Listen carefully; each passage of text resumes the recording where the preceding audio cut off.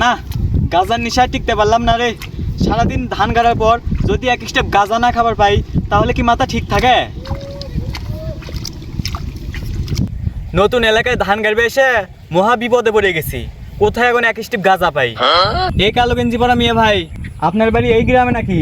হ্যাঁ, তার আগে কও তুমি কেটা? এই এলাকায় নতুন দেখতাছি। হ্যাঁ ভাই, আমি এই এলাকায় নতুন। এই এলাকায় মুকলেশের বাড়িতে আমি ধান গাড়তে যাচ্ছি। ও আচ্ছা, এবার বুঝেছি। তা তুমি আমার কাছে কি চাও? এ লজ্জার কথা কি করে যে বলি, আমার একটু তামাক খাওয়ার অভ্যাস আছে, তো আপনি যদি একটু ব্যবস্থা করে দিতে পারেন। নতুন এলাকা, বুঝিনি তো। ওরে সুবহানাল্লাহ, মনে মনে যে মুরগি চেয়েছি সেই মুরগি পেয়েছি। 3 দিন ধরে টাকার অভাবে গাঁজা কিনে খাবার পাইনি।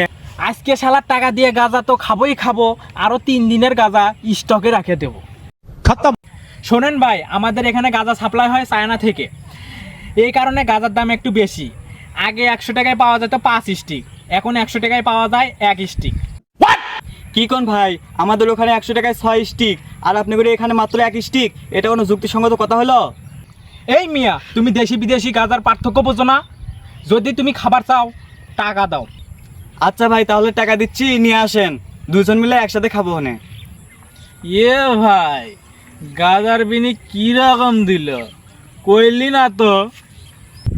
এ ভাই, সেই পিনি করেছে, সেই একবারে ওয়াজাব। হ্যান্ডসাপ, চারদিক দিয়ে পুলিশ দিয়ে ঘিরে রেখেছি, একজন নড়াচড়া করবি না।